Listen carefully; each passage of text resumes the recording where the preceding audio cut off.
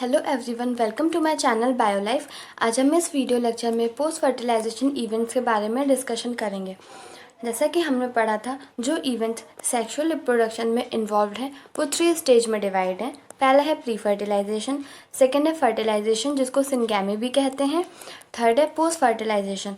तो जो pre fertilisation और फर्टिलाइजेशन है ये हम ऑलरेडी डिस्कस कर चुके हैं।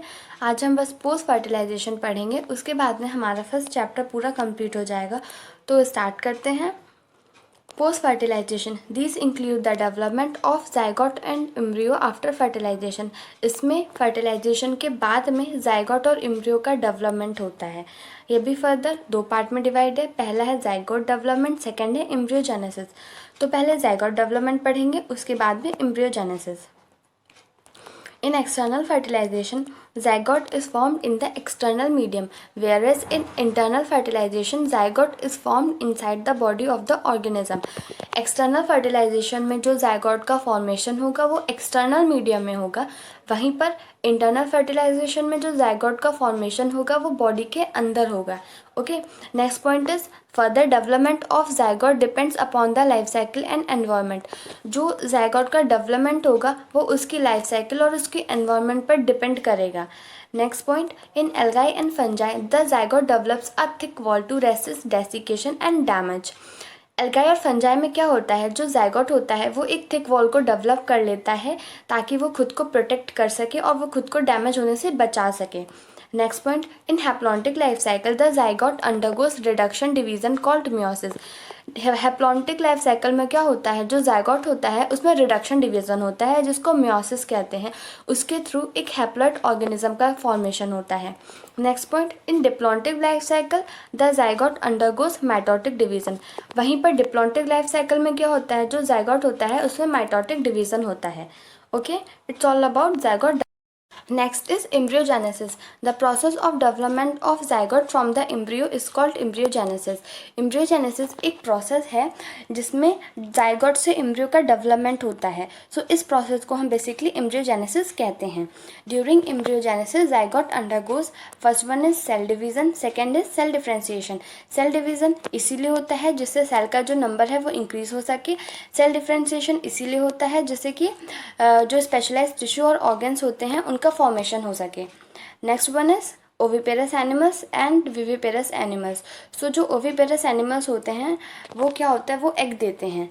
Next point is second point, the fertilized egg have calcareous shell. जो फर्टिलाइज्ड एग होता है उसके पास एक कैलकेरियस शेल से कवर होता है। ठीक है, फिर जब उसके अंदर जो डेवलपमेंट की प्रोसेस हो रही है वो जब कंप्लीट हो जाती है तो वो जो कैलकेरियस शेल, जो वाइट कलर की जो शेल होती है वो ब्रेक हो जाती है और उसमें से जो यंग वंस होते हैं वो बाहर आ जाते हैं। Next point, chance of survival of young one is less.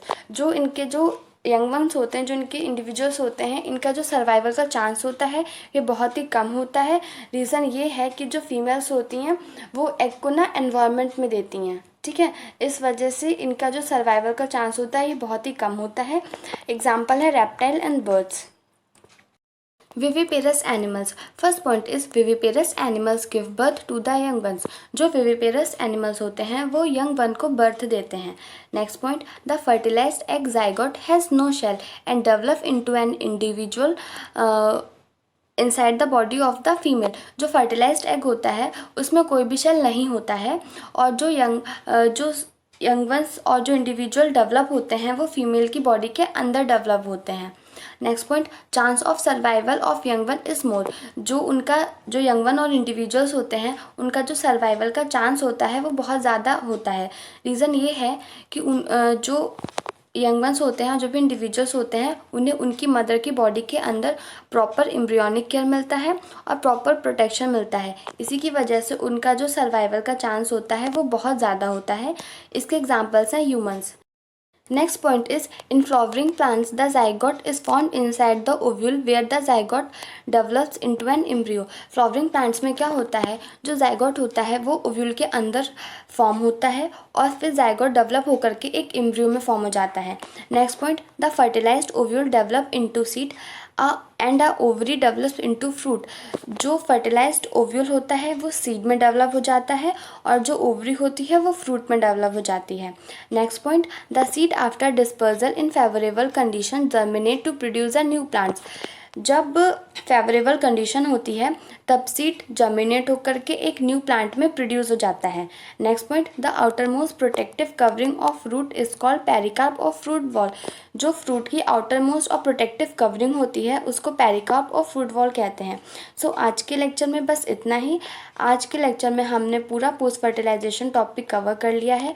Post fertilisation में हमने पहले ज़ायगोट डेवलपमेंट पढ़ा, देन उसके बाद में एम्ब्रियोजेनेसिस, फिर ओविपेरस एनिमल्स और विविपेरस एनिमल के बीच का डिफरेंस देखा, उसके बाद में फ्लावर्स से रिलेटेड कुछ बेसिक पॉइंट्स भी देखे। सो आज के लेक्चर में बस इतना ही। मिलते हैं नेक्स्ट लेक्चर में। So thank you so much for watching.